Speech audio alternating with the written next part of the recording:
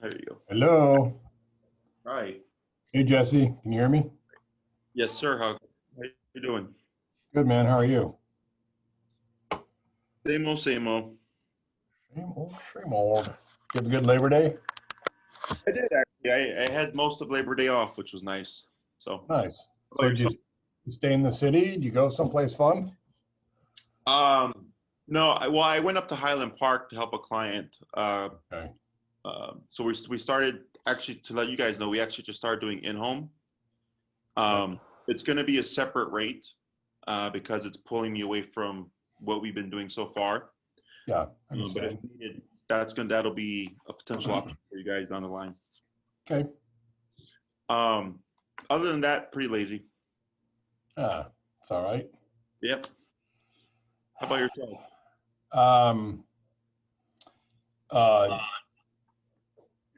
Redid a bedroom, replaced the doors, ripped it off the frame, did all that, cut a whole crap load of trim, did a ton of painting and floor work and just that kind of stuff. I love that work. It's just so much fun to do. Sure. I don't know if you do construction at all, just like rehab, basic rehab stuff, but it's just really gratifying, when you're done with it and you look at it, it's like, wow, that looks awesome. Yeah, well, we did some of the stuff here at the facility. Yeah, it's good work. I mean, Yeah. not without frustrations from time to time, but I know Emily's going to be checking in here Sure. any second now. So No worries. You can fill me in on what's been going on yeah. with Penny. Any good things, bad things. I think she's been behaving very well. She's just in terms of like walking, she's really good. And last time we got together, we were talking about a couple neighborhood dogs and how she kind of anticipated encounters with them, and she got kind of torqued up. And your thing was never let it get to above like a 4 or a 5. Just nip it in the bud and get there first. Right. With the e-collar, and I did that, and it's like a miracle how much she just, I just give her a correction just when I kind of see it in her behavior that she's getting kind of excited. Right. And she just stays nice and calm. And Good. that's one thing that's happened. The other thing is we've had some people help us out by coming to the door, and Emily, I see her now is on the screen. Mm-hmm. Emily was running the show with the e-collar there, and it just took a few nicks, and she just kind of got it, and she just shut it down. Good. So Hi, Emily. Em, you on? Yeah, but my radio is playing, and I don't know how to turn off my radio because I'm on the phone. So I might disconnect and come back on. Right. So Try ignore me. scrolling it up and then just hitting the pause. Are you on an iPhone? Yeah, okay. I'm trying to drive and do this. Don't tell anybody. No, that's fine. Okay, I think I'm good. All right. There we go. Ed was just filling me in on Penny, and that walking has been going well, and then being proactive about not letting her escalate. And then he was just touching on a couple of incidents, like not incidents, but like scenarios. We've had someone coming over to like knock and stuff, and just addressing her reactivity at the front door. Yeah, I will tell you, my concern is she's doing great. Like, she rolled over on her back and was like, rub my belly to our friend Ted, which was great. I just worry that, I don't know, she hides behind me, kind of. Every time Yep. we're together, she like kind of does her little jump and then hides behind me. And is that what she's supposed to do? No, so she's doing that out of comfort, like to seek comfort. Okay. Okay. What we don't want to do is we do not praise when that happens. Okay. Okay. You just either remove yourself from her, or technically I would flush her. So like, someone knocks, she's barking, you remote, and you're saying she stops and then runs to you. Is that correct? Yeah. If she doesn't stop, if we have to ramp it up a little bit, Sure. that's when she'll come, and a lot of times she'll kind of jump up on, like, I'm guessing she's looking for reassurance that she's going to be okay. Like, what was that? Please comfort me, kind of. And she'll kind of jump up and then jump down. She's really gentle when she kind of goes up. And then, like, sits down and kind of hides behind me. Okay. So, yeah, so never reward that. Okay. Okay. Because, you know, you're correct in that she is seeking comfort, but not so much comfort in is I'm going to be okay. More so, she doesn't know what to do with the situation. So if you were to pet her, your intention would to be the consoler, of course. But for Penny, what she perceives is, because petting is a reinforcer. So whatever Penny is doing at that time, you're saying, yes, that's what you're supposed to do when you pet her. So she's seeking comfort. Your intention is to console and to say it's going to be okay, but she perceives, yes, you should be stressed out and seeking comfort in this moment. Does that make sense? Yeah, you're just reinforcing the behavior. She's getting some reward for running behind you, and you're petting her, and you know that. But that's not the behavior. That's not the behavior. That's the issue. Correct. So I ignore, and you can remove yourself. You want to just be completely, you just completely ignore Penny. If anything, I may remote her for the jumping up and looking for comfort at a lower level, because you don't need, you know, if you ramp up to 55, you wouldn't blast her at 55 for seeking comfort. I'd go down to like 15, 20, because you're just trying to settle her down. Okay. Because she went from reactivity state to like, okay, I'm settled, but now I'm just a little bit edgy. So you just got to taper that down a bit with just, you know, a couple of taps on the lower number. We do not say anything here, because what you're telling Penny is, you know, she's seeking comfort. And when you remote at that lower number, you're saying, you do not need comfort. You need to learn how to handle the situation.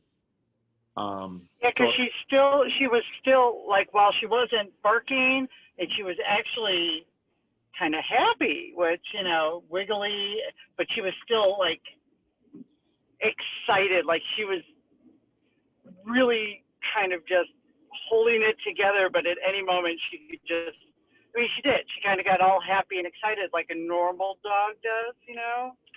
So that anger and anxiety was gone, but that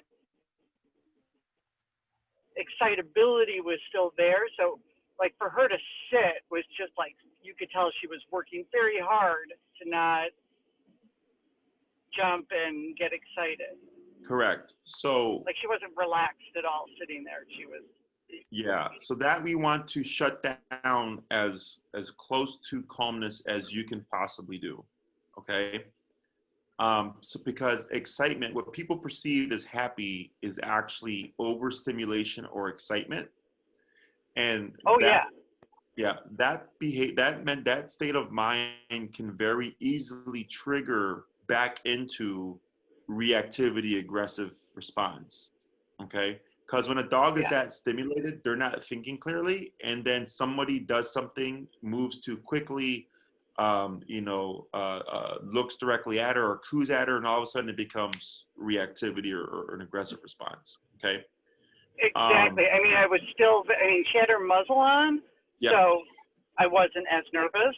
Obviously, she wasn't going to hurt anybody, but it was a step in the right direction that the anger aggression was gone, but that hyper awareness was still there.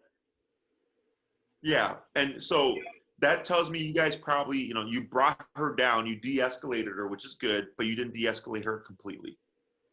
Yeah. Okay. She did end up like laying on her back, and because, you know, we stood there and talked for a while, and she just sat there, and then he's like, "Can I pet her?" And I said, "Just put your hand out and let her smell you." And she did, and she was wiggly kind of, but still sitting, and he pet her, and then she plopped on her back and like belly rub,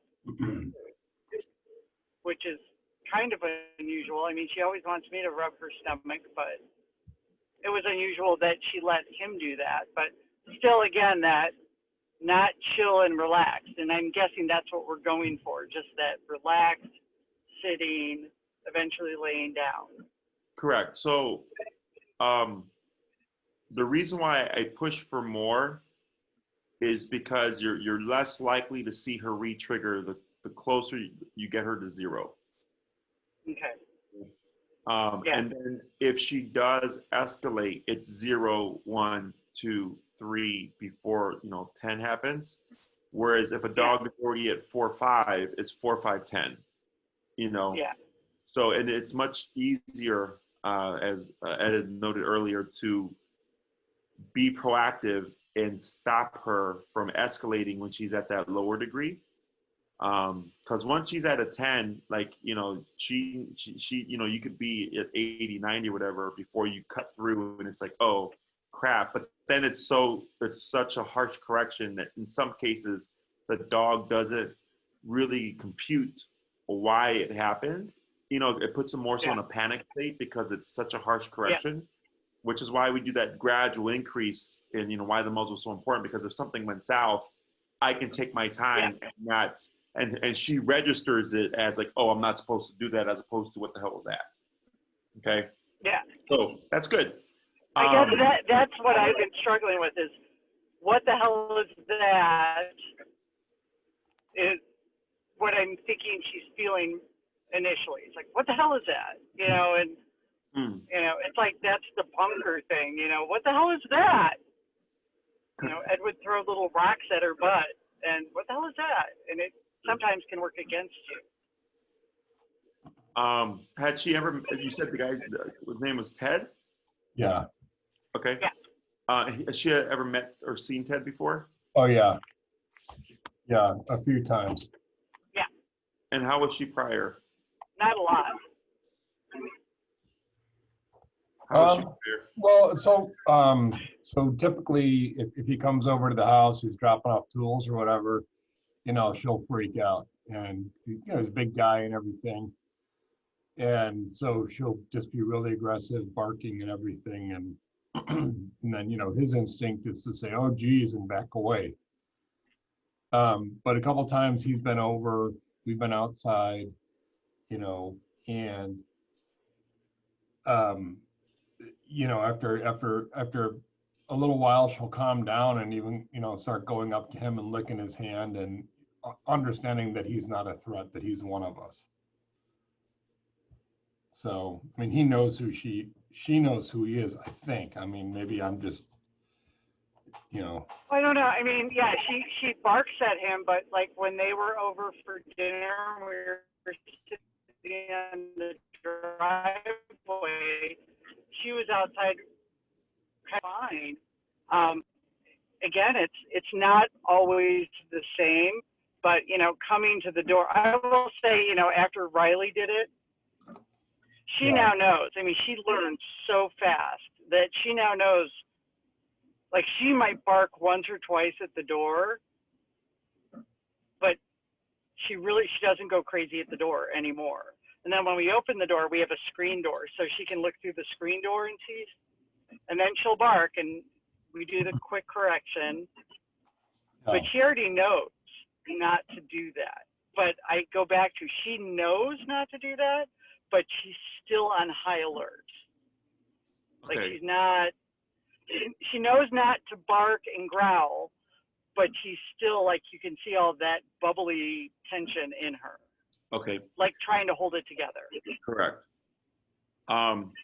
Now, did I say, if I'm remembering correctly for this week, did I say, like, just stop the reactivity, right? But I didn't. Yeah.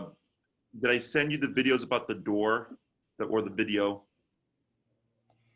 Yeah, and you said don't worry about that. Don't worry so much. Because you said we can correct when somebody comes in that house. But we had Ted come in the house. I didn't have Riley come in the house because he's a 18-year-old boy, and I don't know him that well. And but we know Ted. And so he can come in the house in a sense that he knows what he's stepping into. He knows what we're trying to do. We didn't work on what to do once somebody was in the house, other than to just get her to not have that initial reaction. We didn't work on, we weren't supposed to necessarily work on anything Okay, yeah, beyond that. Okay, so there's a video. I'm gonna check if I've sent it to you. If not, I have a note here to send it to you. I think last week I was just having you guys experiment with just shutting down the reactivity and not so much caring about the follow-up, right? Yeah. So that makes more sense now. So the bubbliness that you're saying, that's kind of like the residual, bubbliness that's there. Yeah. Is normal, because we only have half the conversation right now.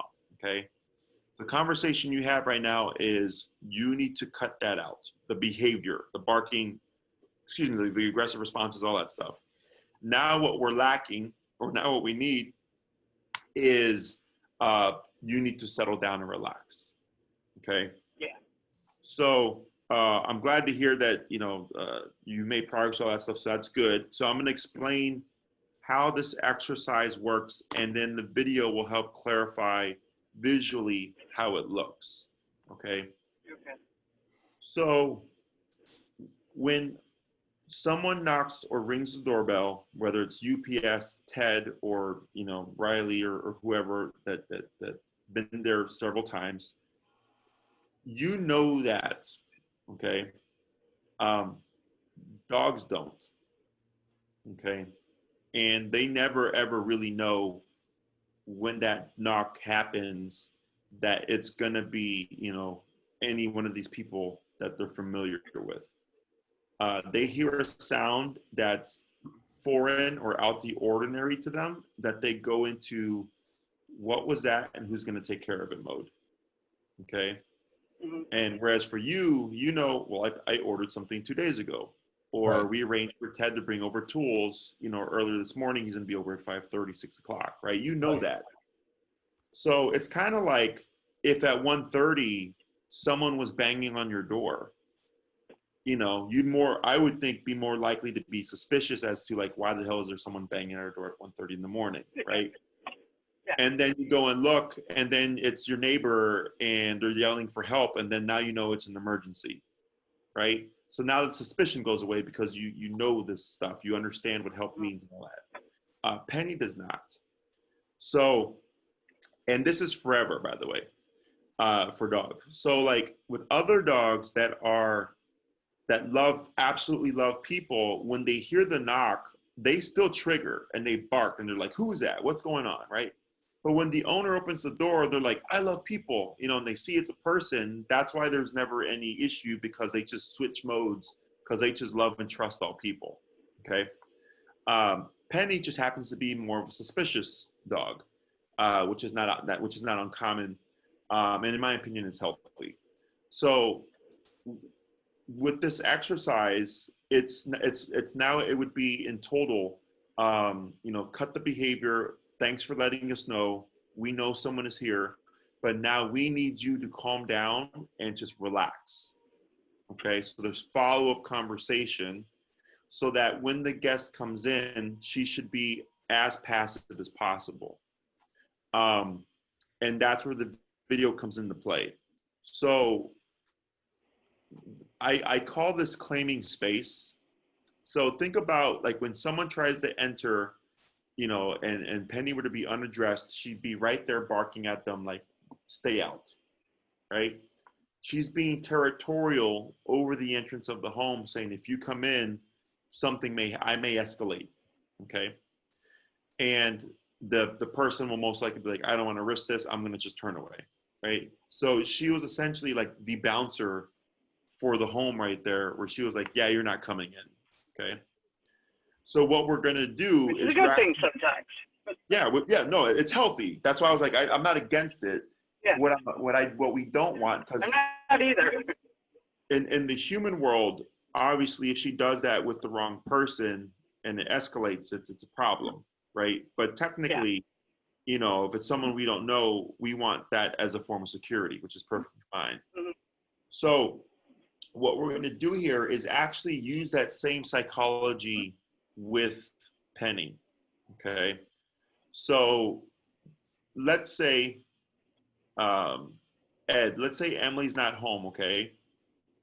And it's just you and Penny, and you know, someone comes over and knocks and she starts barking. If you tap Penny, I know she stops barking, but does she move anywhere in particular, or does she like just stay where she's at? No, she stays where she is. She doesn't go someplace else. She doesn't have she's right there front and center. Okay, so let's say she's barking at the door, you tap her, she like stops barking, but she's still there, right? Yeah. I would keep remoting and gradually increasing. So like, 25, 30, 35, 40, 45, so on and so forth, until you start to see Penny move away from the door or move away from whatever it is she's barking through, whether it be the window or the front door. So she's going to be clearing that space. And you're going to be about 3 to 4 feet away from her when you're doing this exercise. And we're not saying anything here. So what you're doing is you're stopping the behavior and you're getting her to disengage from the door. That's why the movement away is important. So what if her away is behind me? Right, so that's why I was saying for now we're gonna pretend that you're not there. Okay? To set up the scenario, then we're gonna go over it when you are there. Okay? Let's say we remote her, she moves away from the door. What you would then do, and in the video we go over this, but what we then do is you're gonna place yourself between Penny and the door or the window, whatever it is she's barking at or barking through, and you're gonna be facing Penny about 1 to 2 feet away from her, but facing her. Okay. So have you ever seen the club, like, there's a bouncer up front and they have like their arms crossed and they're in front of the door? Yeah. Everybody knows that means nobody's allowed in, right? Because that's body language. Yeah. And then they turn sideways and they might, remove the rope or whatever. And then the turn sideways means now we're letting people in. And then once they decide to let, that's enough, then they close the rope, they turn around, and then they're in front of the door again, right? They're using their body language to block that entrance.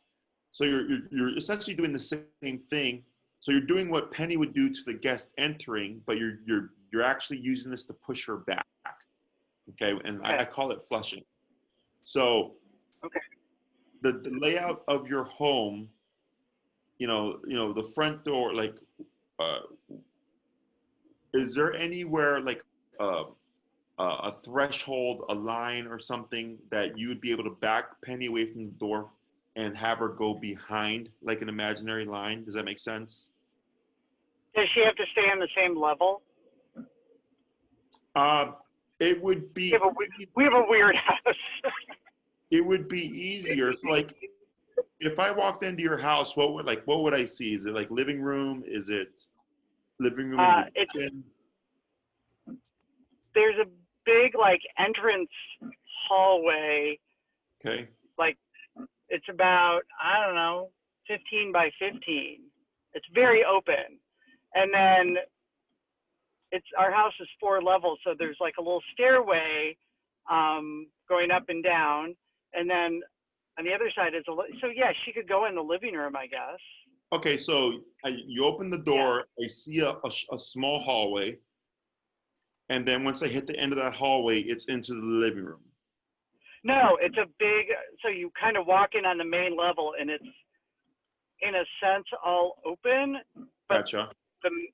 So it's like 15 by 15. It's like the door opens into a room that is not furnished. It's not a room. It's an entrance. Gotcha. And then what's beyond that room? There's a wall, but to the right is our living room. Gotcha. Okay. So I walk in and it's this big open 15 by 15 foot space. And then on Yeah. the right side of where I enter, there would be a threshold that would lead into the living room. Yeah. Gotcha. Now in that, and you said the room is empty? So when you walk in, because it's just like an entrance way, so there's no furniture. Well, there's a sofa getting ready to go out that Penny sleeps on. And I can send you a picture if it's helpful to you. But if you're talking about like somewhere where she can go and sit while we're talking to somebody in the front, but still see us, is that kind of the idea? So I'm just trying to get a visual, because when we do this exercise, I use either, the ends of tables or like rugs or, a threshold. Okay, like yeah, yes, we have it. I think I know what you're thinking of, and yes, there's a place she could go or be. Okay. Like that. So let's say, is it the couch, or is it the is there a carpet or something that sets a line? Yeah. Yeah. Okay. And how far, when does that line start from the entrance, the line of the carpet, distance-wise? I don't know, Ed, what do you think? Are you talking about the area rug in the living room? Yeah, like the end of the sofa and the area rug right there, It's maybe from from the front door. probably like 6 feet. Okay. No, it's farther than that. I'm guessing All right, 8 8 feet. or 10. All right, 8 Yeah. feet, whatever. So we're gonna pretend, I walk in, and at 8 feet in, I see your area rug start and it goes back, correct? Yeah. Yeah. Is when you back Penny up, you're gonna back her up past the line of where the rug begins. So, 8 feet away from the door, essentially. And Okay. it's not her going to the rug, okay? It's not the area of the rug. It's the line that the rug starts, okay? Imagine just an imaginary line right there. Okay. And you want to, so you're gonna put yourself between Penny and the door, and you're facing Penny. You're tapping, and you're moving towards her. And what we should see is she either turns around or reverses past that line. Okay. So it's kind of like growing up as a kid. If my mom was having guests over, she'd like, Jesse, go to your room. Like, I don't care what you do, but just go to your room, right? So I was like essentially like a threshold. Like I could do whatever I want. I could play video games. I could watch TV. I could read a book. Play with my toys. Whatever. I just couldn't leave my room, right? So it's kind of similar where when you're backing Penny away, this has nothing to do with obedience. We do not say sit. We do not say down. We do not say stay. What you're saying is, I know there's someone here. Thanks for letting me know, but I'm going to need you to go over here past this line, okay, and just chill out.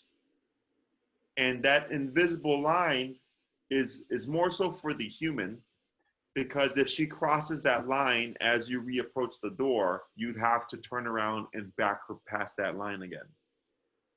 Okay. Okay. So how do you just like body block her and just start walking her back? Correct. So, and it's very important that your forward body language is what's pushing Penny backwards.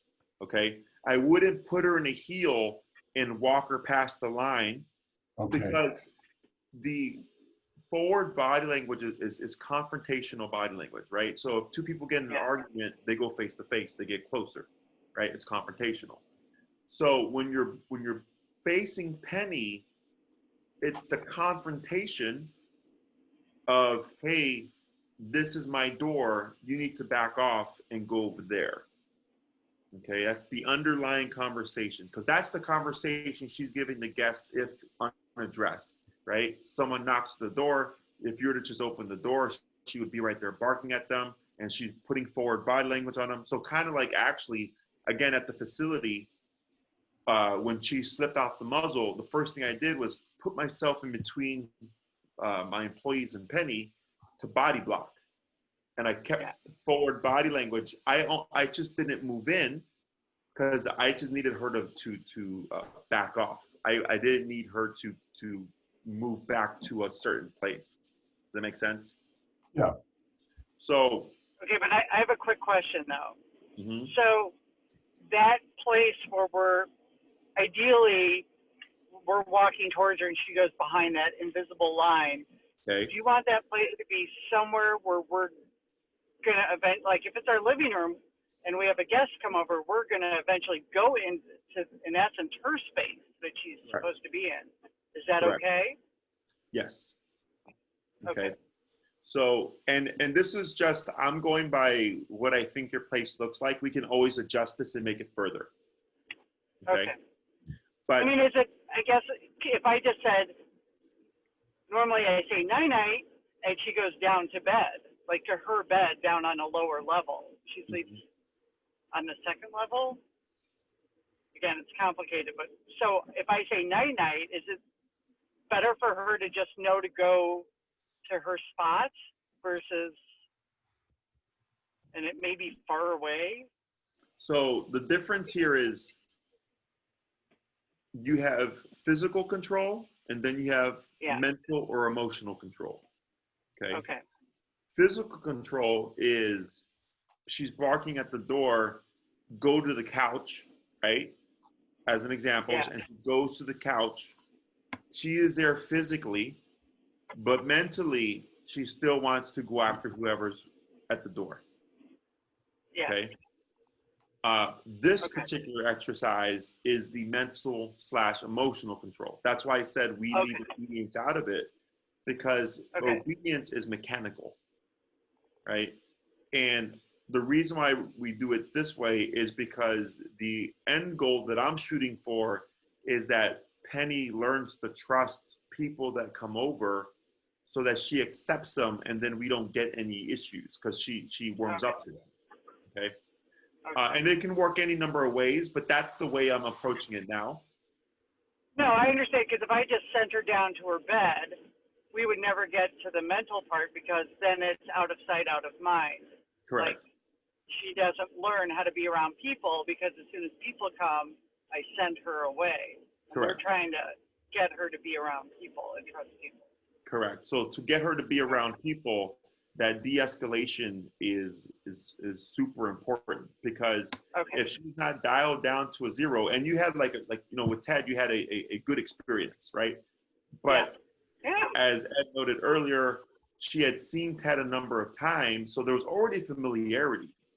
It's just that the other times, because he's standing outside or whatever, and it to her that's cause for suspicion, is that she didn't at those times completely open up to like, oh, okay, like I see you all the time, like you must be someone that they trust, so because like for you, like if you move into a home in a new neighborhood and you have 2 people to your left and right, you go, those are my neighbors, and that kind of already creates like some sense of comfort or familiarity, because that's just the assumption, right? Not dogs. Dogs don't do that. Dogs, your territory is your territory, and anything outside of that is suspicious or could be suspicious. Okay. So, we would back her up past this imaginary line using that forward body language.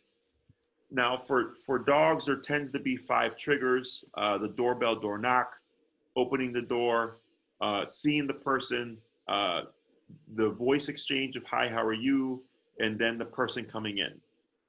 Okay. Some dogs will trigger for each one of those things respectively. Some dogs, you'll back them off the first time and they could care less about anything else. Okay.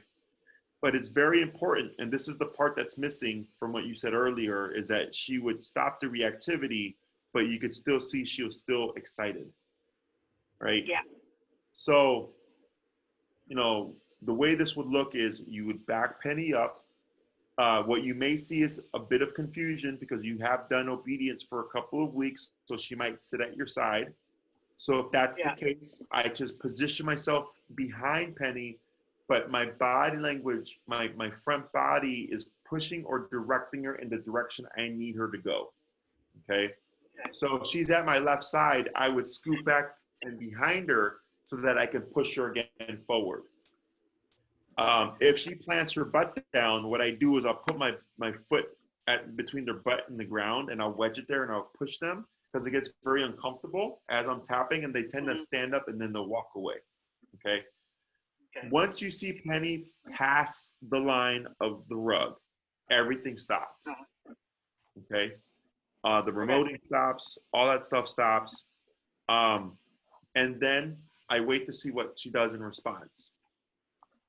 If she, sorry, my computer here. If she goes behind the line, I'm gonna wait a moment. We're not gonna say anything. We're not gonna say stay or anything like that. We're just gonna go back, approach the door, and at this point, you would turn away from Penny. Okay.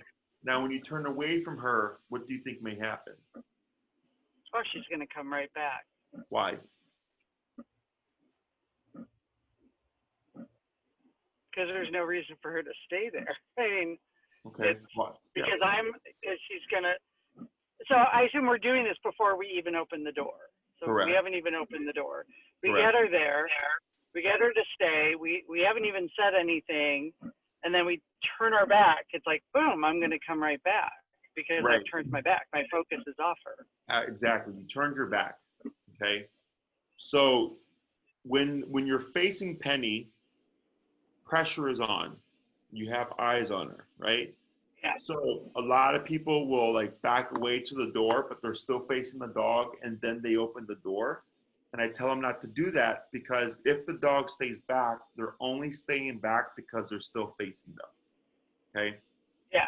So if I turn and I take off that confrontation, if Penny is not at a 0, you know, she's still stimulated at a 6 or whatever, she's going to forge forward. Okay? Because she's thinking, okay, whatever, no more confrontation, I'm going. So that tells me that she's not ready for the next step. Okay. So then if I turn and she flushes and maybe she charges the door again, I reset. I start tapping, bump the number if needed, get her to disengage again, reposition myself in front of Penny, and move into her to move her back again. Okay. Every time you do this, you're de-escalating Penny. Okay. Doorbell goes off, Penny's at a 10. You disengage her and you back her off the first time past the line. Penny goes from a 10 to a 7, but she's still stimulated. You turn your back, you approach the door. Penny charges again. You disengage your remote, you put yourself between her, you push her back. She goes from 7 to 5, but she's still at a 5. Then I go back to the door, turn my back to her. She doesn't do anything. That's good. Then I grab the handle and then I crack the door open, and all of a sudden Penny goes, I'm going to go see what's going on. I close the door. Tap her, flush her back. Now 5 becomes 3. I go back to the door. She doesn't move. Open the door, grab the handle, crack it open. Hi, how are you? She moves again because now we've added energy. We added stimuli. Close the door again. Back her off again. Now 3 becomes, 0, 1. So every time she forges forward, you're taking that opportunity to de-escalate her. And the first few times are always the hardest because she's not done this before. But then you always want to commit to this in the beginning, because after the first couple of times, Penny will learn like, oh, okay, when you back me away from the door, even if I try to go back to it, 5, 6 times, you always back me away. So the next time you do it, she just goes away on the first try and you don't have to do anything anymore. Okay, it can be a potential process.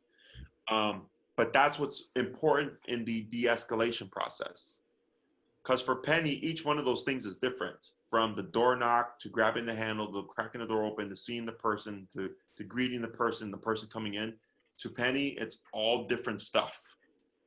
So you have to teach her that none of that stuff has anything to do with her, and she just needs to be relaxed once you've told her to disengage. Questions? Okay. So, and we're not supposed to be saying anything this whole time? No, we don't say back, we don't say stop, we don't say no, we don't say sit, we don't say stay. You're communicating using body language. It's really hard. And the remote is empowering your body language. Okay.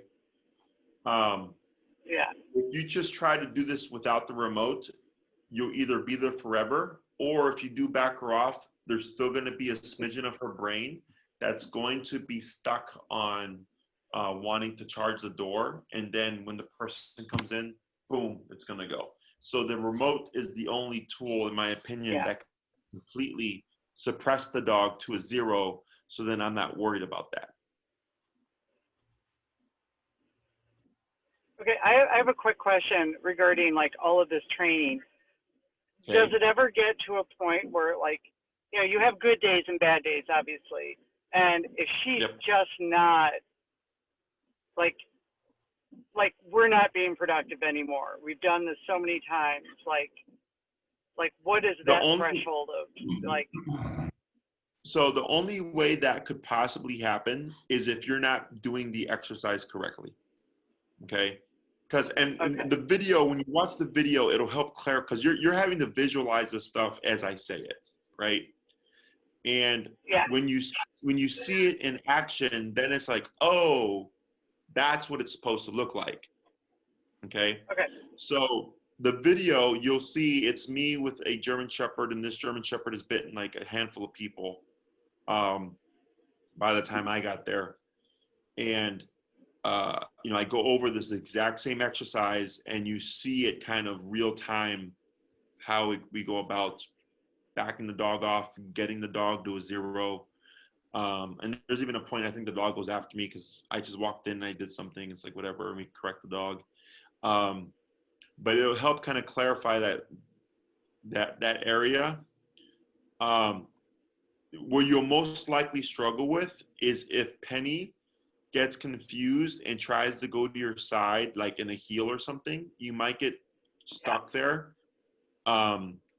Or if Penny's too confused and she sits down and she's staring right at you and it's face to face, I keep pushing using my body, but a lot of people get stuck and they don't know what to do and they stop moving. But you need to keep moving into her in order to get her, you know, like if you're at a bar or a club or something and they're trying to kick you out, they're pushing you out. You know, they're just, get out of here, right? It's the same kind of concept, except you're not being as assertive because you're trying to get her to calm down and go to a specific spot and not really leave the place. Okay. What's very important is that when you go to open the door, Penny is behind the line, and I don't care what she's doing. I don't care if she's sitting, standing, or laying down. I care that she's behind the line and she looks calm. Okay. So if Penny is sitting down but behind the line and is shaking like crazy, what does that tell us? She's still agitated. Exactly. So now if she's sitting and past the line, technically there's not much more you can do within the moment.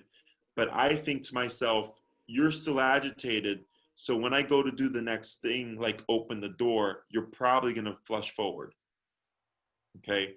But that puts me a step ahead because I know that I can expect that and be prepared for. So when that happens, I can back her off, because she technically has to try the behavior in order to learn that that we're not allowing it anymore. Okay. So then you might find when she's shaking and she's holding and she does, you know, you go to open the door and she does flush forward and you back her off, you might find all of a sudden she's sitting, but now she's not shaking anymore.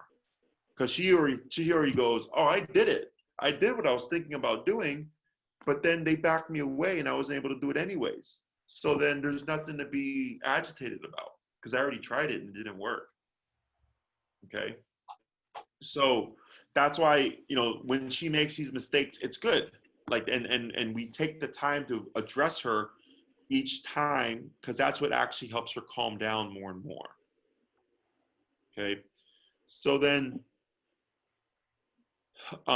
if we've done everything correctly and you open the door, the hi, how are you, all that stuff happens, Penny's just sitting there chilling. Like, she's just like, okay, there's a person here. You might see some stimulation, but it should be like minimal. and then if the guests were to come in, they would enter, but Penny is behind that imaginary line 8 feet away from the door, right? So if the person stays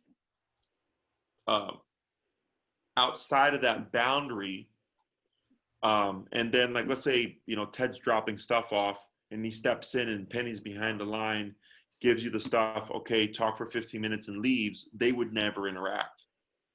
Does that make sense? Yeah. Yep. Because, right? So it's kind of like me. My mom said, go to your room, and I never interacted with her friends because I was in my room. I was beyond that threshold. So when do you think Penny could interact with your guest?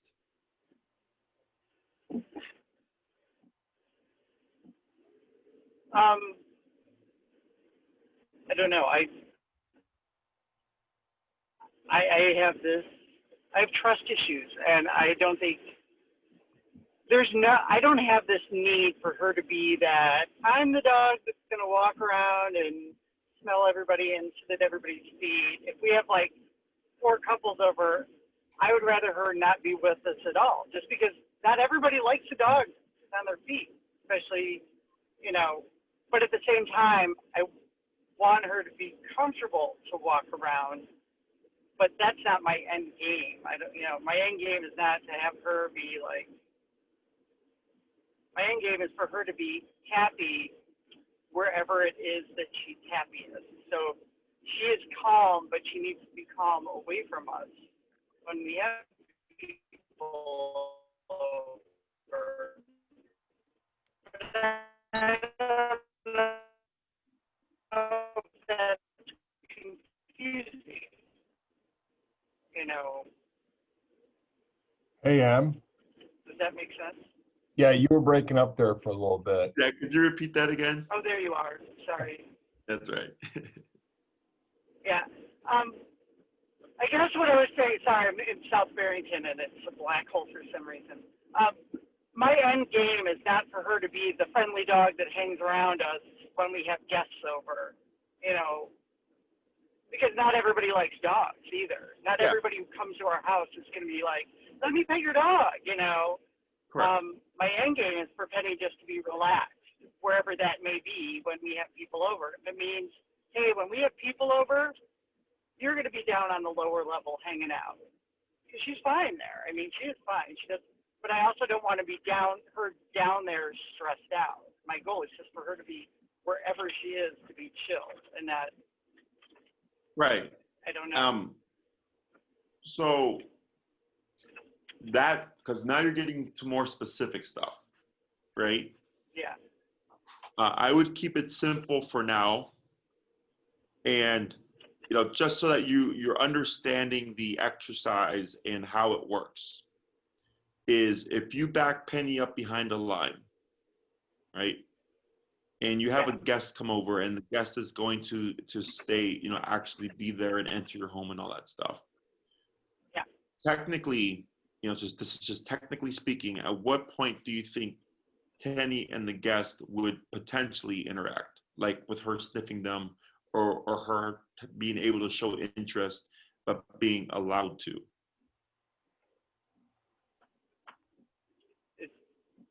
When Ted came over, we were standing there talking. Now, she wasn't behind the line because we didn't know that. So she was like sitting next to me, and he was like 30 feet away, and he put his hand down, and she walked up and sniffed him, and he pet her, and she had the muzzle on. And it was fine. Like, she was like a normal dog, like, pet me, pet me, pet me. It was fine. Right. But that was him, somebody else. I don't trust her enough right now that she wouldn't behave that way with everybody.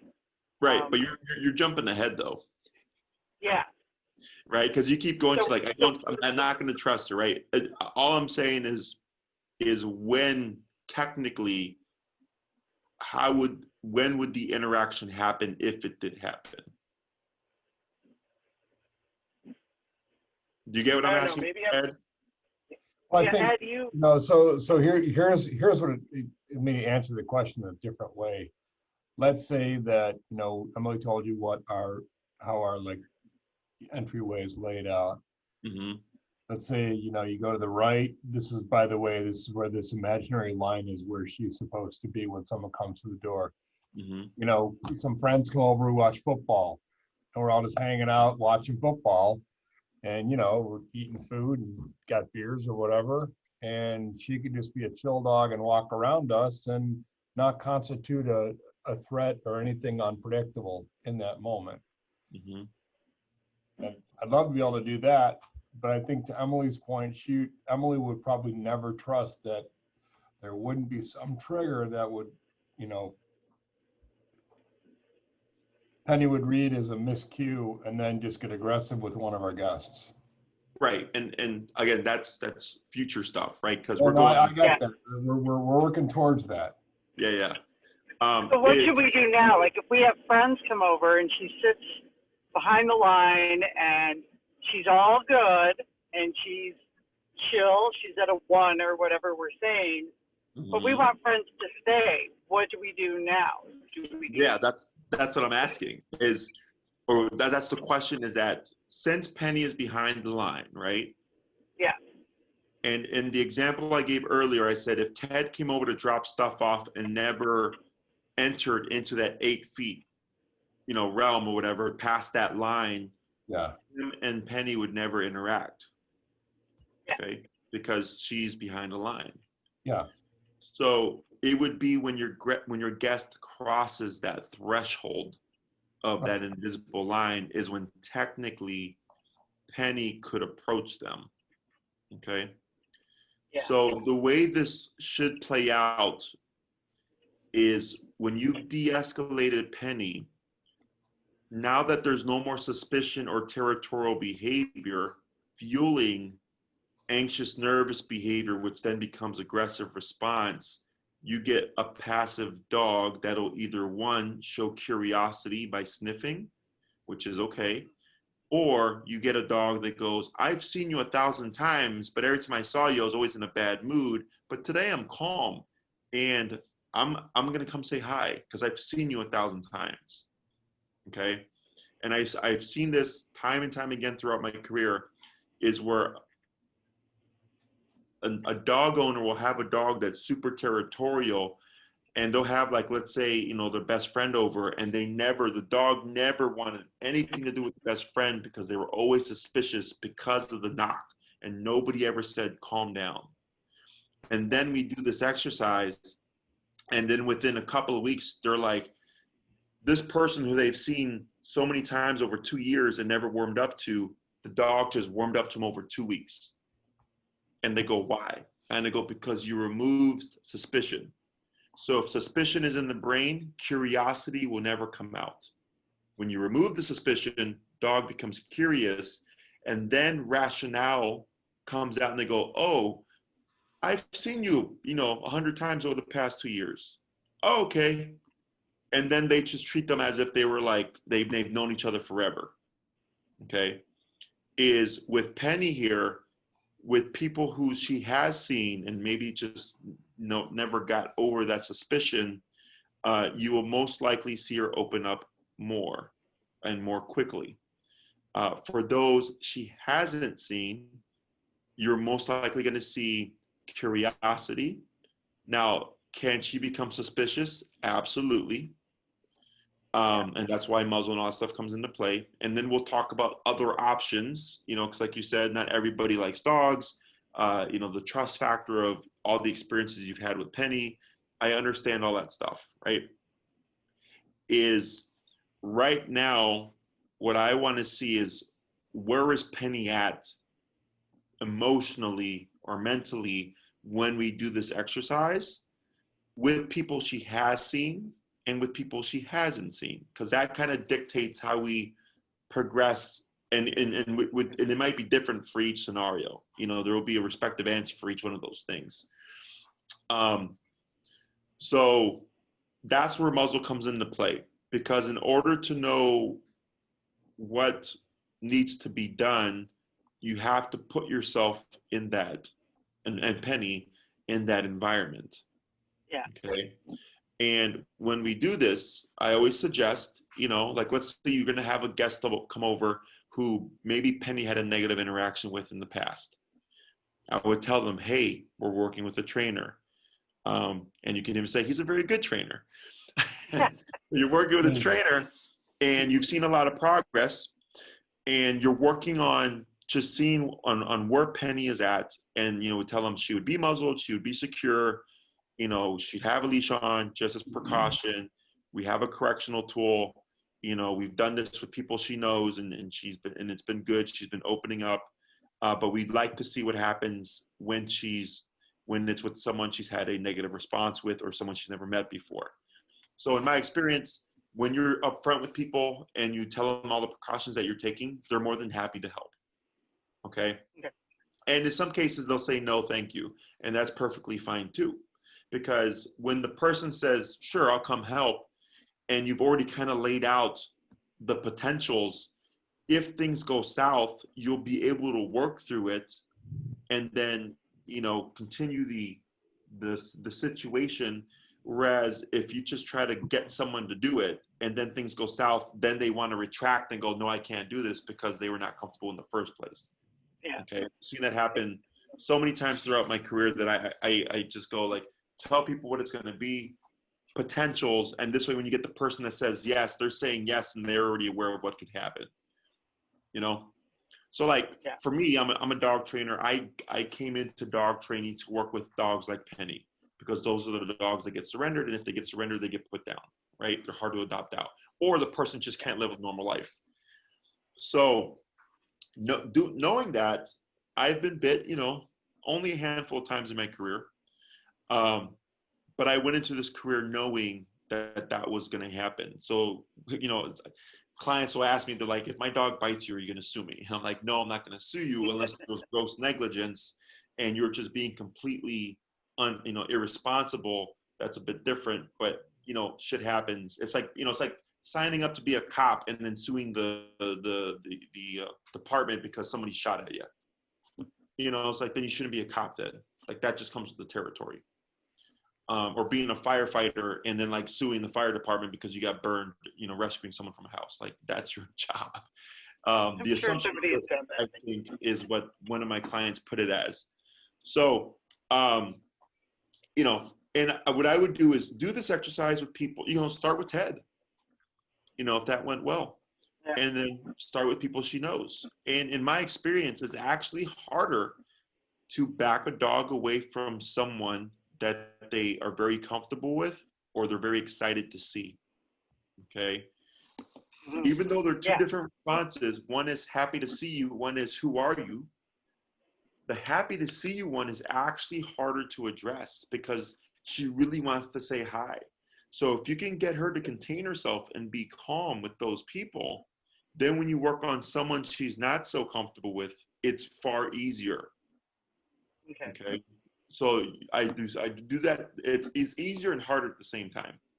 And then once you get the concept of like, oh, this is what it's supposed to look like. Here's this person she absolutely loves. And we did this exercise and they walked in the home. And instead of jumping all over them and being loopy, she was calm and like greeted them very nicely and sniffed them and like was wiggling her butt, but was very like passive as she did it. You'll start to see like, oh, this is what we're trying to create.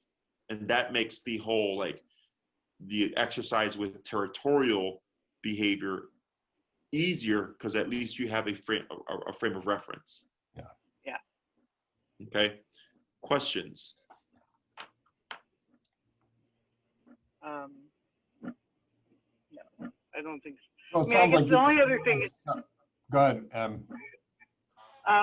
Sometimes we get excited when she is doing well that we kind of go, oh, well, let's try this. And it's like, I kind of say baby steps. Like, no, I don't want to push her because it's like I want to compartmentalize each lesson. Like, this is what we're working on.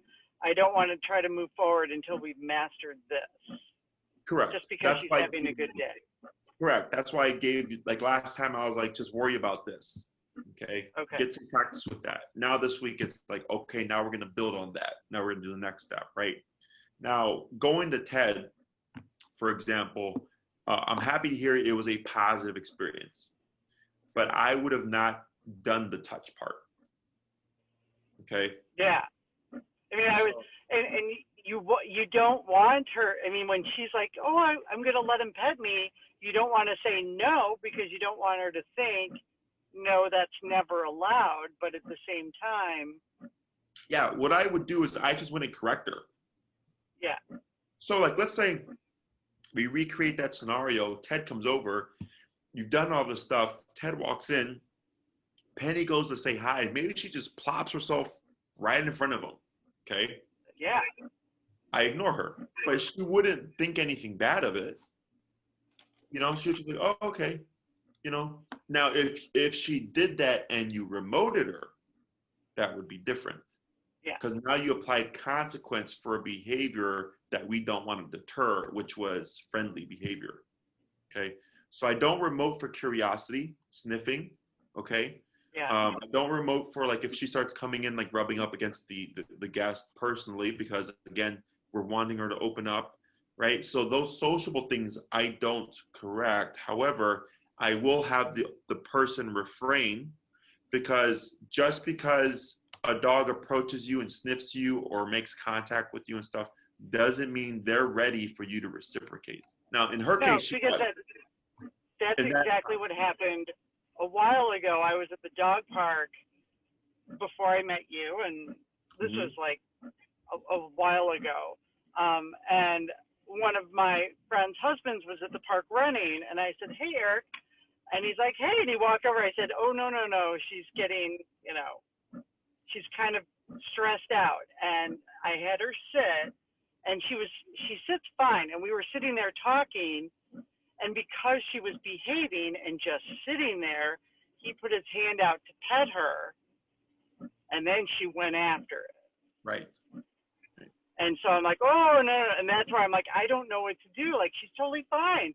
She was relaxed. She was just sitting there. So, of course, he went to pet her because she was relaxed and just sitting there. But as soon as he did that, like, triggered her. Because he was entering her personal space. Okay. And you said that's when I went, this is beyond me. And she was next to you, you said? Yeah.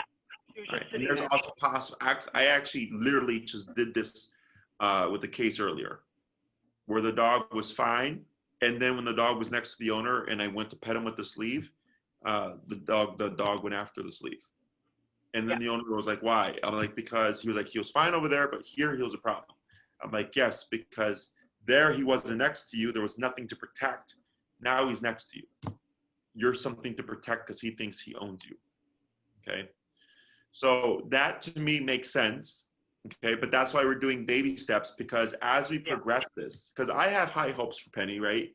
And I understand you're going to have reservations. It's just part of the process. And that's why, again, muzzle is there. Is as we're going along, there's stuff that I already know that's potentially going to happen. Okay.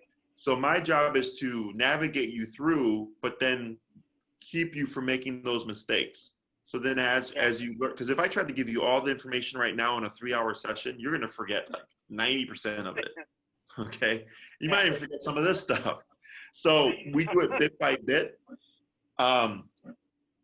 Right now for this week, what I would work on is just getting the exercise down, practicing it, understanding it, seeing it, visualizing it. Okay. If you have someone come over like Ted, just for now, have them ignore. Okay.